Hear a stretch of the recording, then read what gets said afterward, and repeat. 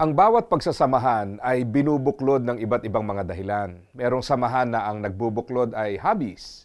Merong mga samahan din na ang nagbubuklod ay yung common problems, kaya nabuo, na para magtulungan at magbigay ng gabay sa isa't isa. Siyempre, nandyan din ang samahan na nabuo dahil sa pagkakilala natin kay Kristo.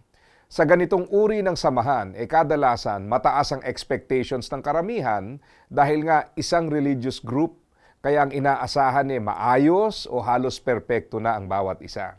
Pero kapag kabilang ka sa ganitong samahan, alam mo na malayong malayo ito sa katotohanan. Hindi lahat malago, hindi lahat madaling pakisamahan, hindi lahat mabait at hindi lahat ay makakasundo mo.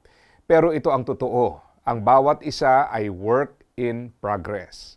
Marami ang nate-turn off dahil yung expectation nila ay iba sa reality.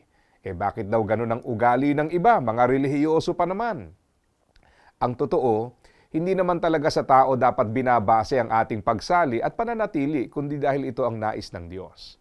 Ang hinahanap ng iba ay ang mga taong madaling mahalin, pero ang concern ng Diyos ay kung paano tayo palalaguin sa ating pagmamahal sa kapwa. Ang nais ng iba ay ma-meet ang expectations nila, pero ang nais ng Diyos ay mapalago ang bawat isa. Ang bawat problema, ang hindi kagandahang ugali, ang hindi perpektong samahan ay nagbibigay ng pagkakataon para matuto at lumago tayo. Ang magmahal kagaya ng pagmamahal ni Kristo, ang tingnan ng kalagayan at pinagdadaanan ng iba at hindi ng ating sarili lamang. Ang sabi nga sa Hebreo chapter 10 verse 25, huwag nating pababayaan ang mga pagtitipon natin gaya ng nakaugalian ng ilan. Sa halip, palakasin natin ang loob ng bawat isa, lalo na ngayong nalalapit na ang huling araw. Ang paglago ay mangyayari hindi sa pagkakaroon ng madadaling karanasan, kundi sa pamamagitan ng patuloy na pagpapasya na piliing manatili at maging pagpapala.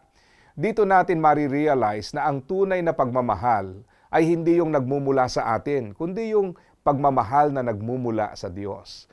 Ang magandang samahan ay nabubuo, hindi dahil lahat ay nagsisimulang mabait o madaling pakitunguhan, kundi sa pamamagitan ng pagpapasakop sa Diyos at paglago sa relasyon kay Kristo. Nagiging maganda ang samahan, hindi lang kung nagiging mabait ang kasamahan, kundi kung matututunan nating magmahal kagaya ng pagmamahal ng ating Panginoon.